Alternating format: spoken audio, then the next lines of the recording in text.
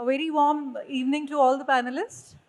It's a great pleasure to have you all here, stalwarts from different industries. So the topic is very interesting, very much related to the pandemic, conceptualizing the world as a family in the post-pandemic scenario. So we are all, very much aware of the fact that the world is a family, Vasudev Kutumbakam, the Indian concept, which we are all very much aware and it's not very foreign to us. In fact, it's very inherent in our very DNA, you know, to live and let live and the world is one family. So dwelling on this concept, we like to elaborate how it's so necessary that we engage with the world's problems today by considering the world as a family. So we all know that the boundaries of the world were blurred in 2020 when the pandemic struck, and the humanity was brought to fore. Even India had a very bad second wave, help poured from all quarters. So what we can do is how we see, because humanity was there, everybody wanted to help. Help was pouring in from all quarters, from US, UK, Europe, everywhere. So how, when the boundaries of nations get blurred, when our very existence as a human race is threatened, what's the need to come together and, to collaborate for global problems like food crisis, energy crisis, inflation, and the effects of global warming? This is my common question to all of you. So let's start with Mr. Saitej. Good evening, everyone. Thanks for being here. I think I'm the youngest panelist here. This concept of Vasudaika Kutumbam, yes, as she said, Richard said, it's very into our culture. It's not something new that we are learning today or something parents taught us. For us, it is very common thing. But when we go out of country, they don't understand what is Vasudaika Kutumbam. And world is one. Now we call it as when it I was one who suffered a lot during the pandemic, and no one to blame, to be very frank. We can't tell government is doing something wrong or someone else, but we found opportunities in this pandemic. A lot of industries grow, whatever, whenever crisis comes, some industries goes down, some industries boom. We should be able to catch the stream. And what I learned from maybe India, from the government in these last 2 years is we never gave up on helping the world. I mean, for me, it was while growing up, I'm just 30 now, it inspired me. I mean, whenever the world is suffering through the vaccine drive or vaccine Maitri, what India helped, and if you see Afghan crisis and now Sri Lankan crisis, whatever happens, India stood first, irrespective of media promotions, whatever they did their job, and it has given a path for us. Okay, we have to leave this way, and I'm very happy that I'm from India. I'm very proud. I think maybe a few years back it was not the same. They used to see maybe racial discriminations, a lot of things. Even today we face when we go out. But today the picture is different. What I am facing, it's purely my experience. I don't know. I can elaborate or I can tell. We can give some solution to my experience. But as a technology company owner, I keep traveling. Keep meeting a lot of people from different nations, from Southeast Asia, from Middle East, Europe. Uh, I saw a huge change, a respect towards Indians in last 5 years, and that is something that make us proud and make us give some energy to go and achieve something better, more. And these crises, as she was talking about crisis like food, yes, again India was in the forefront to support. For medicines, India was in the forefront to support. In the climate change, we are today suffering a lot, and India is standing by 2070. We wanted to become net zero, which is most impossible. But I don't know. Yes, government is working towards it, and if they get it, and yeah, we can be again proud. I don't know whether I'll be living at 2070 or not, but definitely, hopefully, we will become net zero by 2070.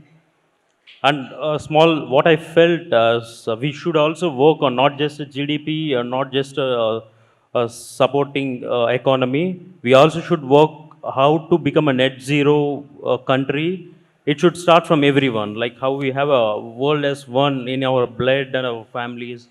The same way, how can we make sure that we reduce the greenhouse gases? I think carbon credits has to come into individuals, like how internet has come, how YouTube is in everyone's life today, how digital payments took over everyone. I think carbon credits has to come. That is the way I think we can reduce the global warming. Thank you. Thanks. Very good evening, everyone. My name is Rakesh Sinha. I represent a company by name Quintus Global. The pandemic was very evident where it really brought world is one. For the first time in the history of the mankind, world experienced something unprecedented turbulence. And the kind of spread, reach, and intensity it had an impact on the business, society, and individuals. Actually, I call this as an ocean change, much beyond a sea change, and that's what really continues further. Going to the specifically in the topic, how we really look at this global family, I think there are three things which we believe will make a huge difference if we really want to make, at least from a corporate point of view, I believe will make a difference. The first is anti-fragility, and I'll talk about that.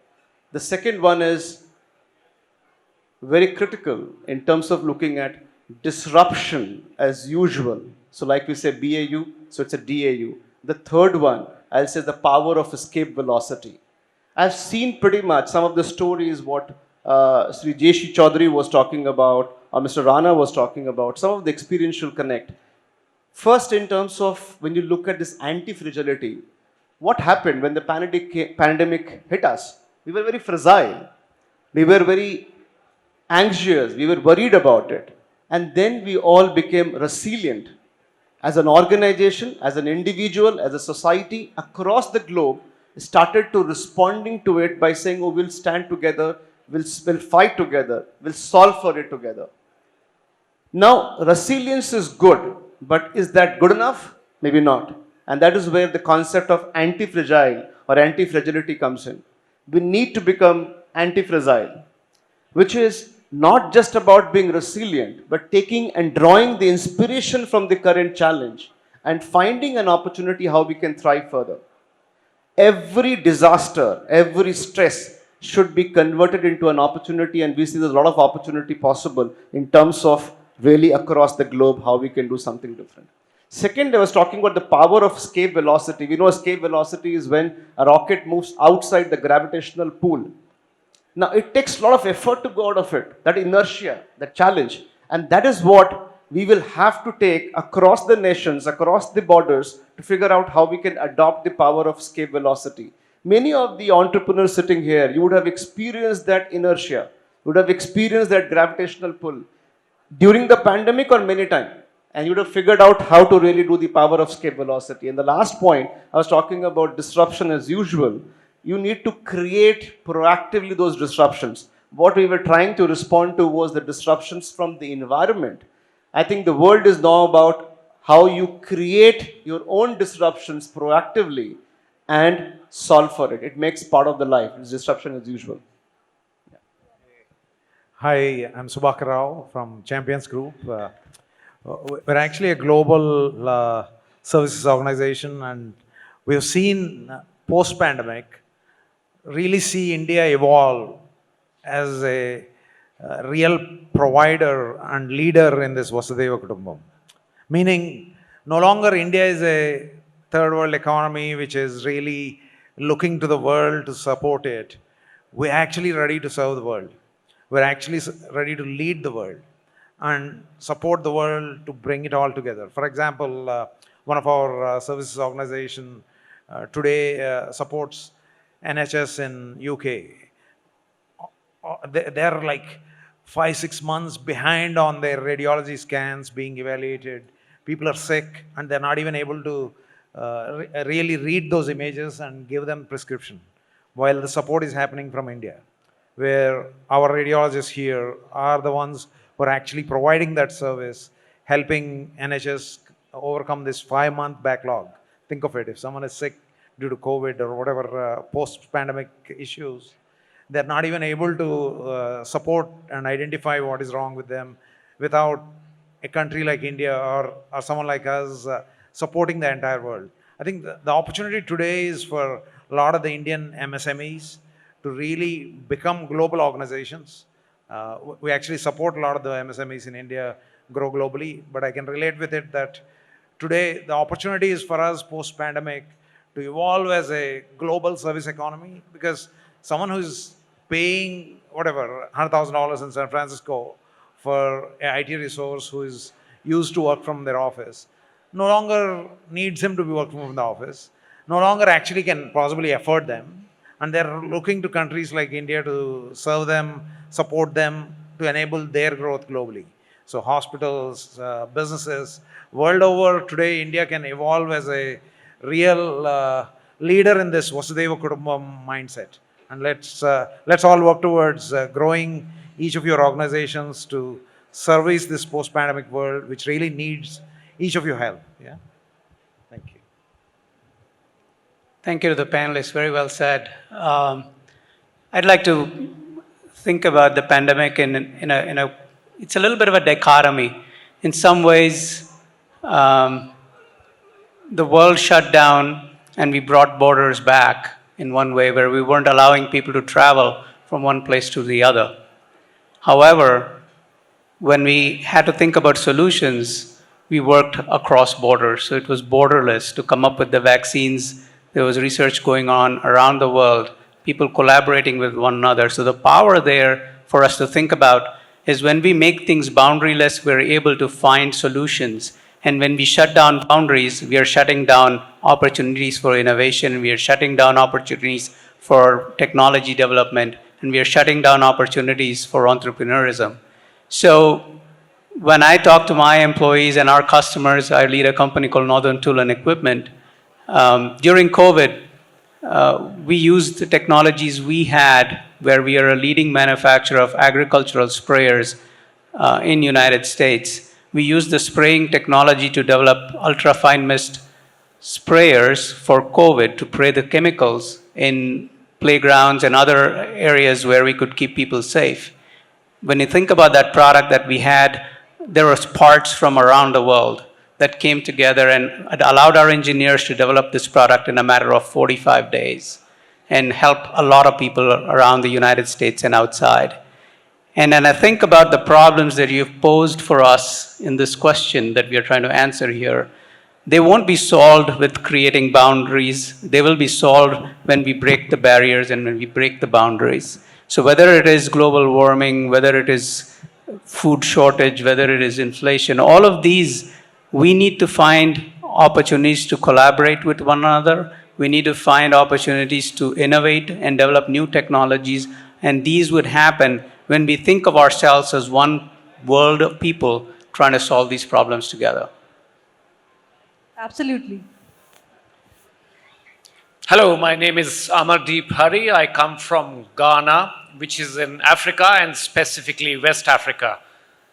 Africa, as you know, one of the biggest challenges we face there is food self-sufficiency, and especially noticing that more than 1 billion of the population which resides on that continent.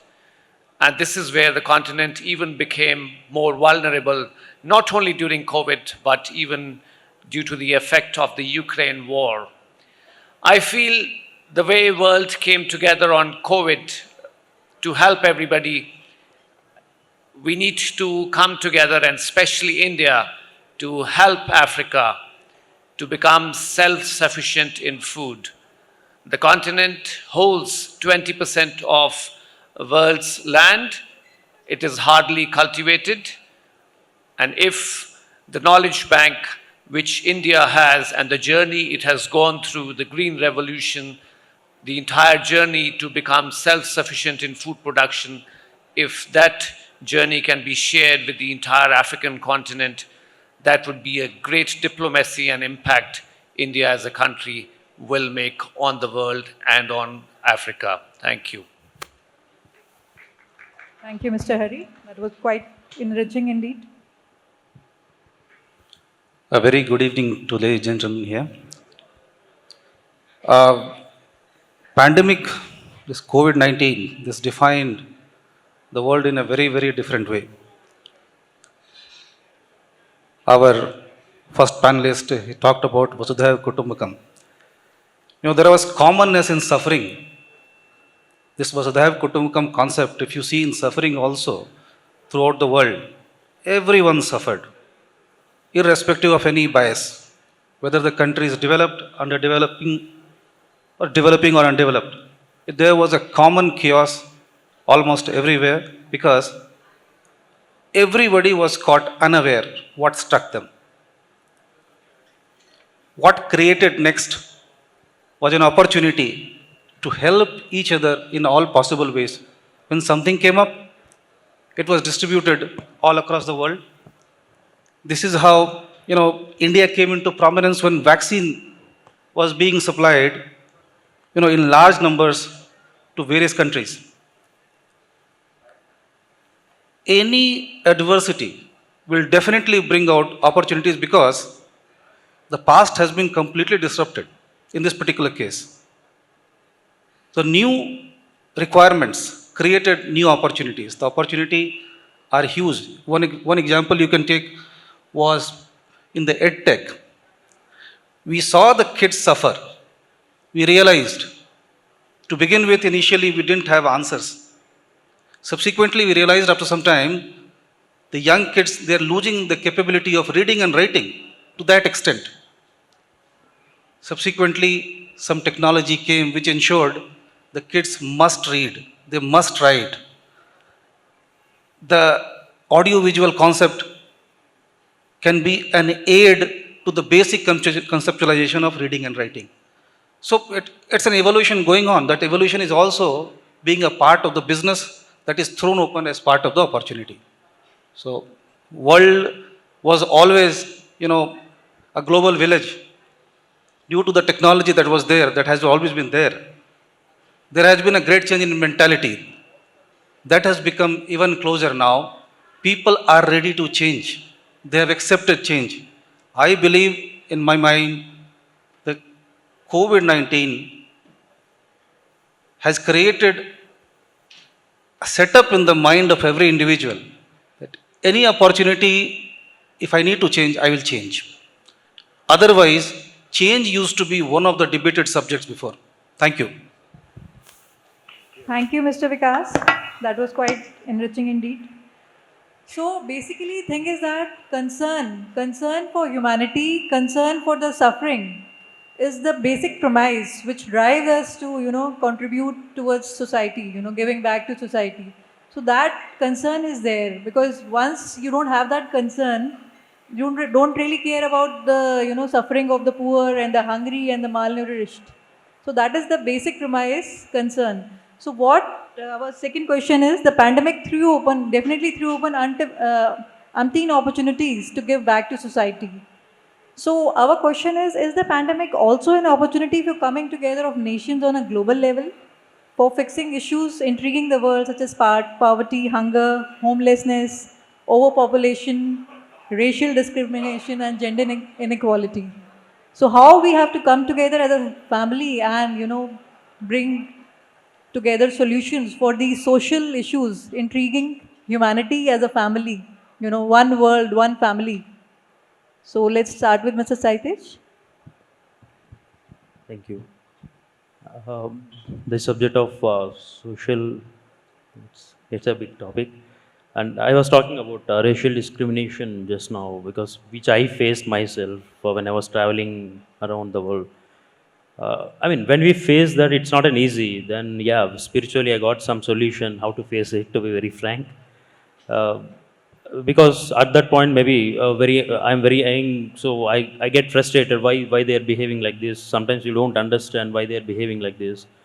But pandemic taught us a lot of things because we were not ready. For example, almost a year and a half, the borders were closed. To be very frank, our whole business was outside India. So we were affected a lot. More than 100 employees' life affected directly, and their families, and they can't even go out and get the job immediately, at least for 6 months. So it gave a question mark to us. We need to be prepared for something which we are not.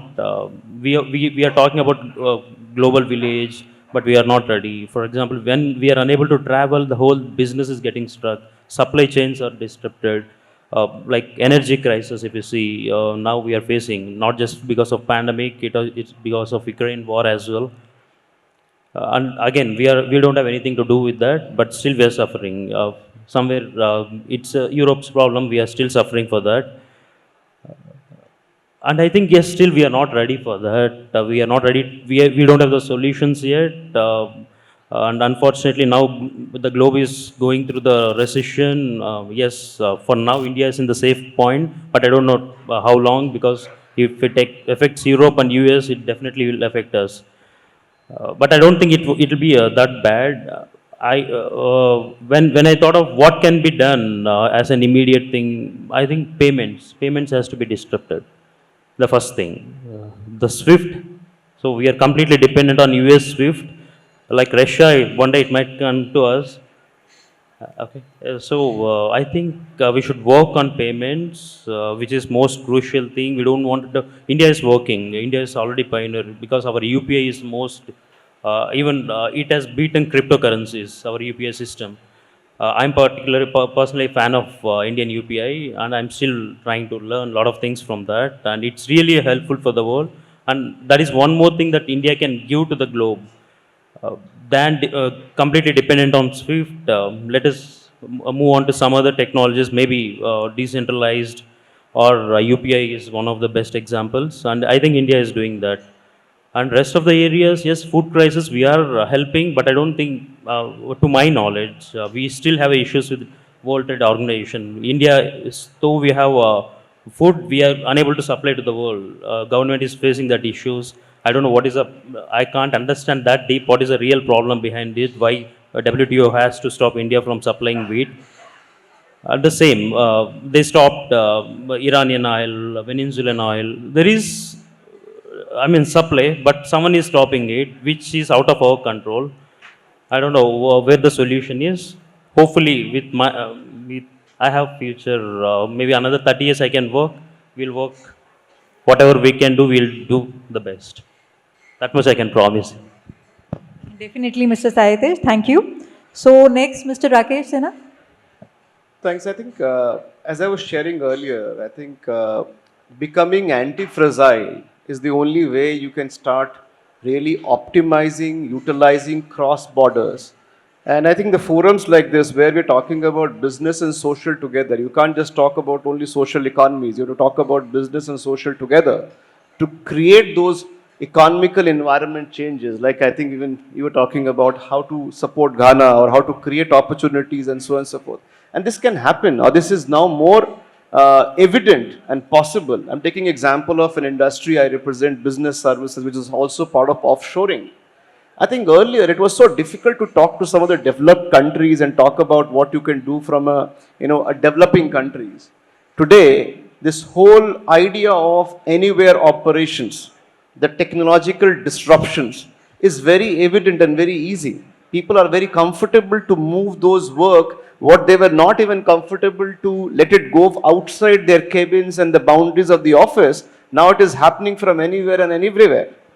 People are not even bothered about. And that is where some of the developing economies in the countries will be benefited by the contract manufacturing, will be benefited by the setting up a new offices, setting up branch offices, knowledge services, technology services, and so on and so forth. I think that is going to make a huge difference. And I think we as a leader should encourage the across the organizations, corporates to start thinking like that, or societies to think like that. I think there are four mindsets I will just quickly talk about, which I think we all needs to think about. One is every act we do must have a social impact.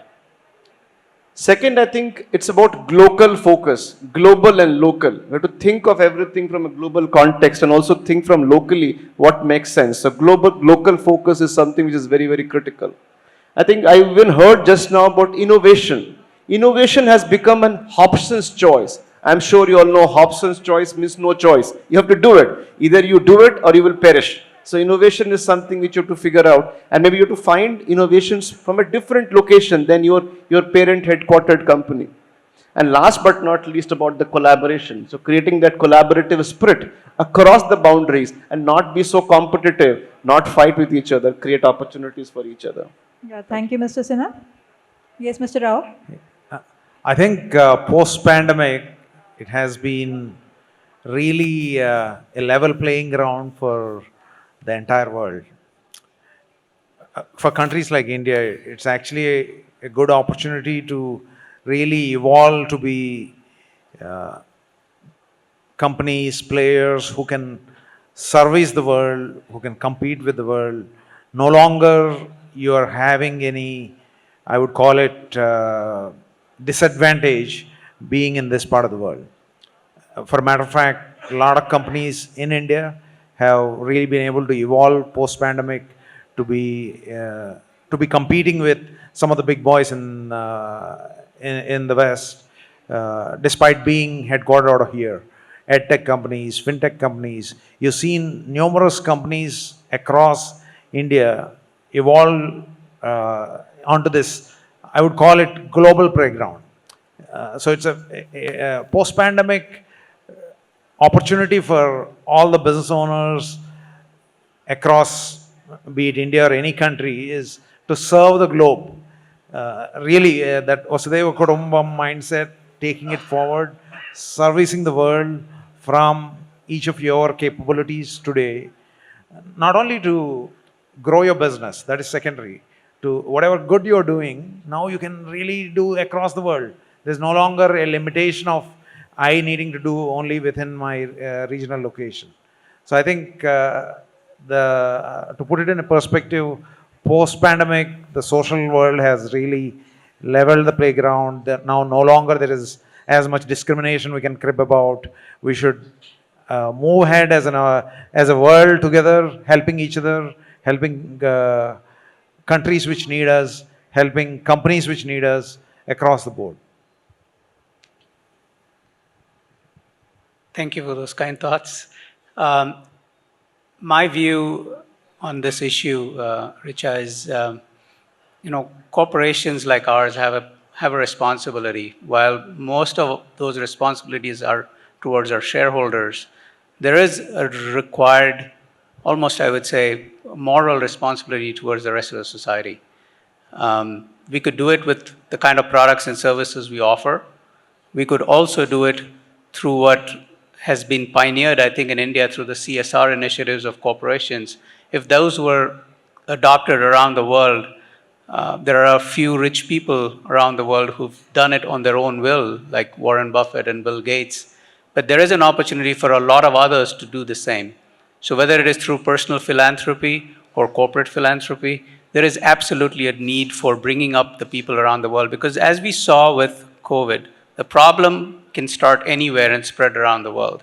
And for us to eradicate what we think are problems that have existed for a long time, it will take that kind of a will. What could be solved in a matter of a couple of years, we've not solved in some of those areas like food and poverty for decades.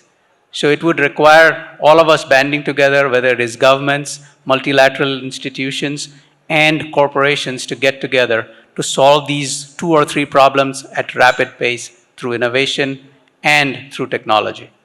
Yeah, thank you, Mr. Krishna. That was very enriching indeed. The point that you took up, moral responsibility, that's what I was talking about, the concern for the other. Thank you. Yes, Mr. Hari.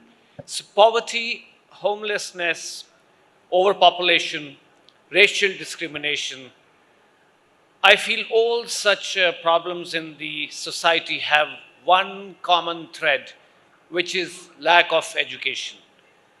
If we can empower people with education, we can help them to come out of poverty.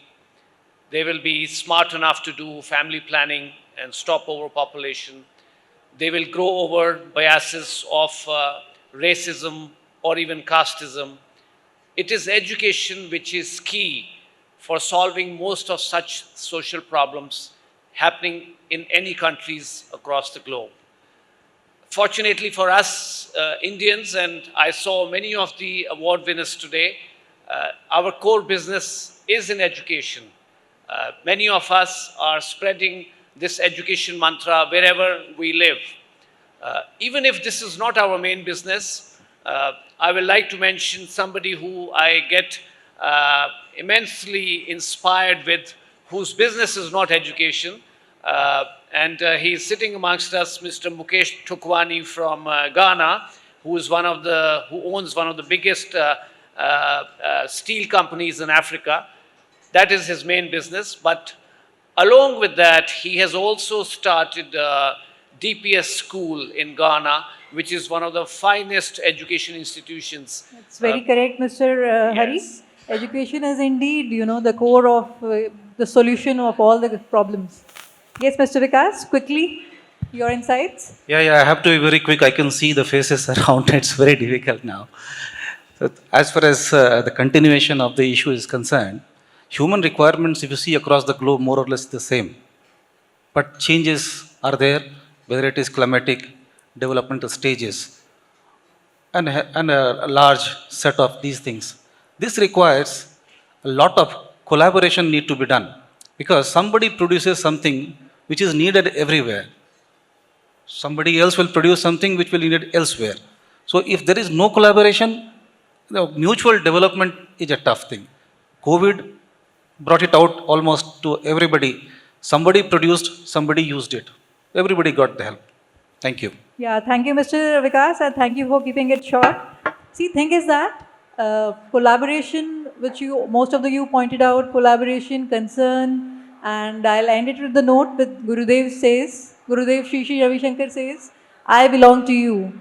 So if everybody can say this to the other, I think this is the solution to most of the global problems, and we can be one family. Thank you, all the eminent panelists for being here. Thank you.